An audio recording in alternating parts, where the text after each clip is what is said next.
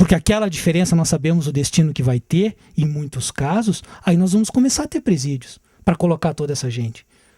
Porque em todos os países do mundo existem presídios, e os presídios se mantêm. Inclusive, e aí nós temos a questão ideológica, em muitos países do mundo os presídios são privados. O presídio se mantém por si só. As pessoas ainda conseguem tirar lucro com o presídio mantendo o preso lá dentro, com o ente estatal pagando menos do que custa um preso hoje para o Brasil e um presídio sendo público. São questões que nós podemos, sim, rediscutir. Agora, eu não vejo uma outra solução para o Brasil hoje a não ser atender o clamor popular por punição. Punição que nós não temos. Um corrupto hoje, e não existe o tipo penal corrupto, na verdade, eu não vejo isso no Código Penal. Mas hoje, uma pena para um corrupto, o que seria interessante para o Ministério Público?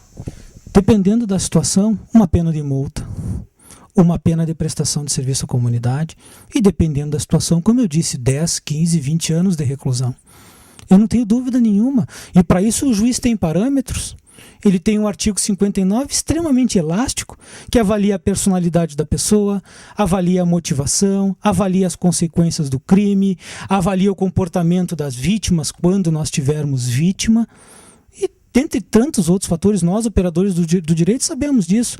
Agora, se nós continuarmos com critérios que nós temos hoje na jurisprudência, de que a pena sempre tem que ficar próximo do mínimo, de que o cidadão tem direito a esgotar todos os recursos, e a verdade seja dita, essa determinação não veio dos nossos juízes locais, não veio dos tribunais de justiça, veio do Supremo Tribunal Federal, quando passou a dizer que mesmo aqueles elementos condenados em primeiro grau, em segundo grau, que desejem esgotar as vias recursais em Brasília com os mais infinitos recursos, só em Brasília existem situações que nós temos réus interpondo 10, 15 recursos contra decisões internas do Supremo Tribunal Federal e do Superior Tribunal de Justiça.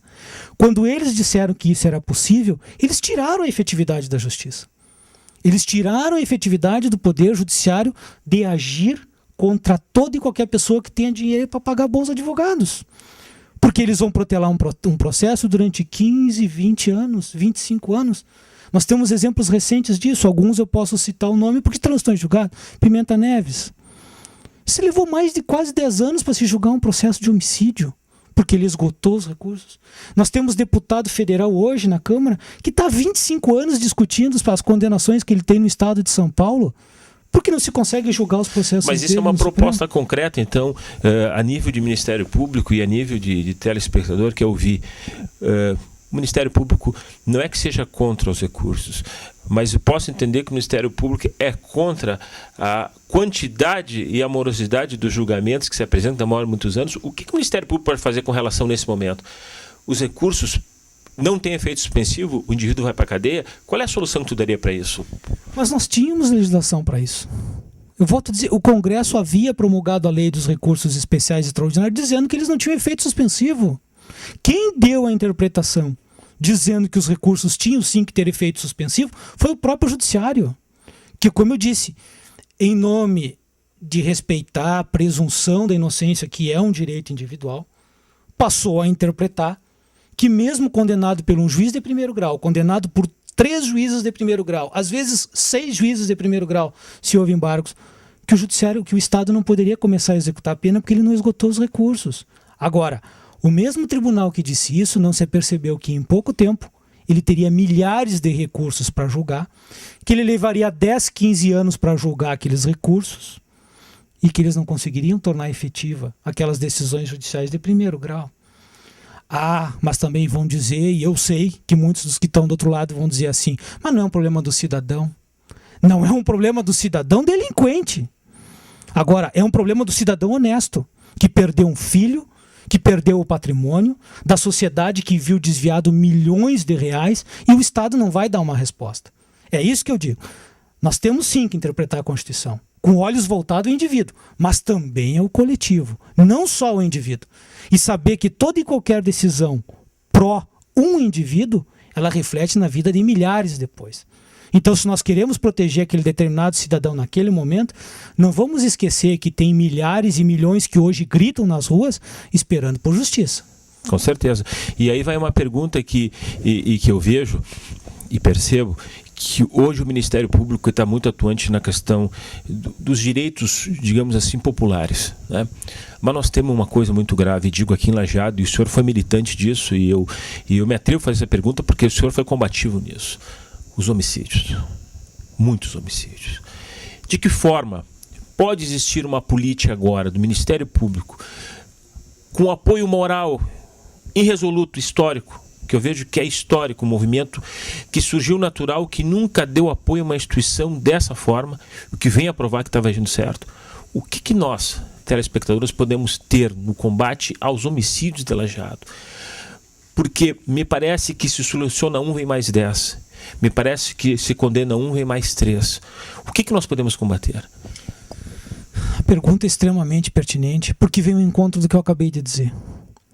Enquanto as pessoas, e aqui em Lajeado nós sabemos, não são nenhum nem dois, enquanto pessoas continuarem a matar, e mata um, e vai a plenário, é condenado a 15, 16 anos, volto à rua com 4, 5 anos.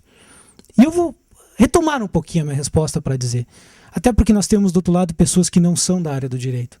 Uma pessoa que mata no Brasil hoje, a pena varia de 12 a 30 anos. E nós temos que dizer aqui, por um critério eminentemente interpretativo da jurisprudência, as penas tendem a ficar próximas do mínimo.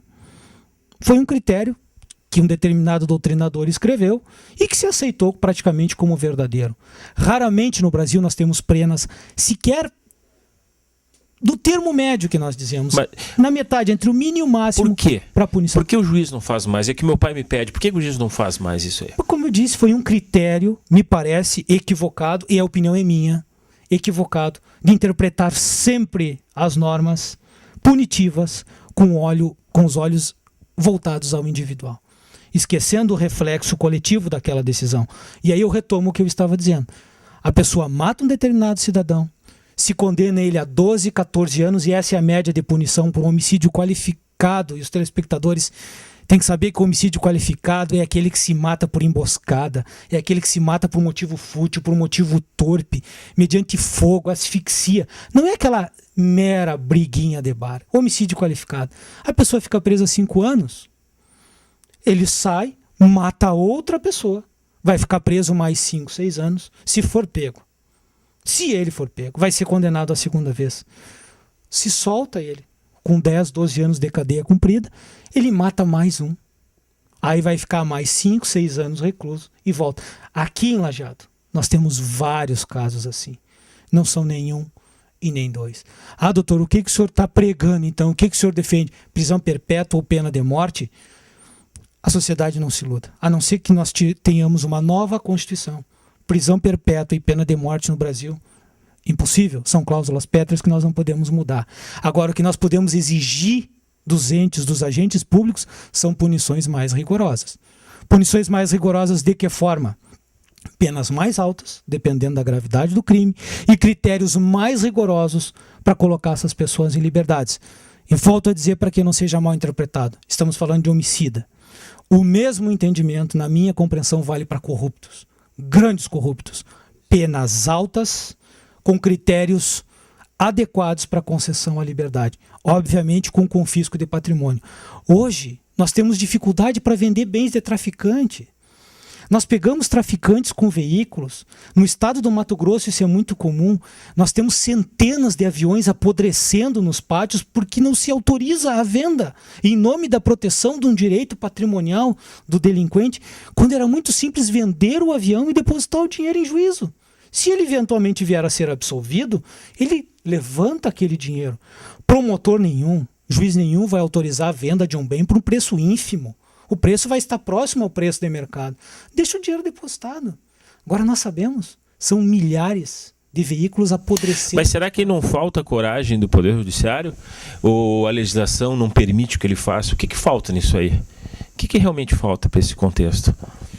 É como eu coloquei antes, me parece que o Poder Judiciário, assim como os demais poderes, sofreu o reflexo da ditadura, da repressão. Se preocupou nesse primeiro momento da nossa democracia em proteger o cidadão contra esse vilão esse Leviatã que seria o Estado, que quer a condenação do cidadão a qualquer custo, que não respeita direitos fundamentais, que tortura, que arromba residências e etc, etc, etc. Só que agora, o empregador do Leviatã se insurgiu. Com certeza. Eles querem uma resposta. Mas vem cá, eu deleguei todo o poder que eu tenho a vocês e vocês não estão nos protegendo das pessoas que estão roubando o nosso dinheiro, que estão ceifando a nossa vida. A gente não consegue mais sair na rua. A gente está tendo que cada vez erguer grades mais altas, a gente está tendo que se encerrar dentro de lojas comerciais com ar-condicionado porque não se tem mais liberdade de caminhar num parque. A gente não tem mais a liberdade de parar um carro 2 horas da noite numa esquina sem receio de ser assaltado. E o pior, quando matam aquela pessoa, o Estado não dá resposta à altura para o delinquente. E aí todo dia nós ligamos a televisão e eu digo isso há muitos anos. Depois não adianta o cidadão de bem ir perante o caixão do seu familiar e bater em cima e dizer eu quero justiça. As pessoas estão fazendo isso de forma prévia agora. Nós queremos justiça. Se pergunte para 10 pessoas que perderam um familiar nas mãos de um homicida ou de um latrocínio. Qual é a pena que tu quer para essa pessoa que tirou a vida do teu cidadão? Essa é a opinião que nos interessa. Não adianta a gente dizer assim, eu estou me lixando para a opinião dessa pessoa. Eu sou isento, eu não preciso me preocupar com o interesse, com essa vontade pública. Eu preciso sim. É aquela pessoa que é o cidadão de bem. É para ele que o Ministério Público trabalha. É para ele que o juiz trabalha, o deputado, o senador, o ministro, o presidente. Não adianta nada dizer eu não estou me importando com a tua opinião. Quanto é que ele quer de reclusão para aquela pessoa? O que é uma pena justa para a sociedade? 20 anos para quem mata alguém? 15 anos? De cadeia? Ou é ficar dando prestação de serviço à comunidade? Ficar dando regime semiaberto e todo final de ano é indulto, é comutação de pena e as pessoas acabam cumprindo metade da pena? Essas são questões que nós temos que responder. Pronto, Edson. Última pergunta. Agora com esse novo lenitivo, com esse novo ar, né? Aqui em Lajeado, o que o Ministério Público tem a de fazer a mais? Não quero saber de operação secreta. O que se pode fazer mais com todo esse apoio moral que está lhe dando? Nesse primeiro momento, queremos que a sociedade continue apoiando a causa do Ministério Público a favor da investigação ministerial. O que nós podemos fazer não é nada diferente do que nós já vimos fazendo. O Ministério Público, e aí eu falo em nome da minha instituição, sempre se preocupou em atender o interesse público e parece que essa manifestação social, ela reflete isso. O que o Ministério Público pode prometer nesse momento é manter o que sempre fez. Atuar diuturnamente em prol da causa pública. Bem, chegamos ao final de mais um programa Fala Jurídica, hoje com um promotor muito pertinente na vara dos crimes e um conhecimento muito profundo, e eu espero realmente que os nossos telespectadores tenham aprendido e tenham gostado desse pensador, que eu considero pensador no combate ao crime, desse promotor. Muito obrigado.